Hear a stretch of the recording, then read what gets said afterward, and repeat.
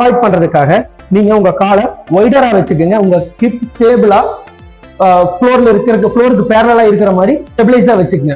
இதனால உங்களால heavy loads உங்களால யூஸ் பண்ண முடியும்.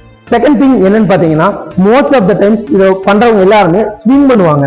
நம்ம இங்க ரோயிங் பண்றோம். தட் மீன்ஸ் நீங்க டம்பிள்ஸை முன்னாடி விட்டு இப்படி பின்னாடி இழுப்பாங்க.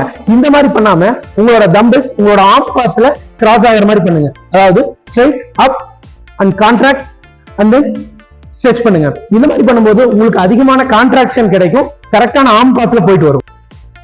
தேர்ட் மிஸ்டேக் என்னன்னு பாத்தீங்கன்னா, இந்த மாதிரி மேல ரோ பண்ணும்போது நார்மலா எல்லாருமே உங்களோட டார்சோ இந்த மாதிரி திருப்பி ஸ்குவீஸ் பண்ணுவாங்க.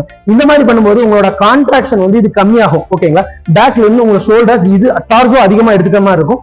சோ இந்த மாதிரி நீங்க ரோ பண்ணும்போது உங்க பாடி ஃப்ளோருக்கு பேரலா இருக்கிற மாதிரி வச்சுக்கோங்க. உங்க ஆர்ம் பார்ட்டை மட்டும் ஃபாலோ பண்ணுங்க. உங்களுக்கு கான்ட்ராக்ஷன் எக்ஸ்ட்ரா கிடைக்கும், மசில் ஒர்க் அதிகமா ஆகும்.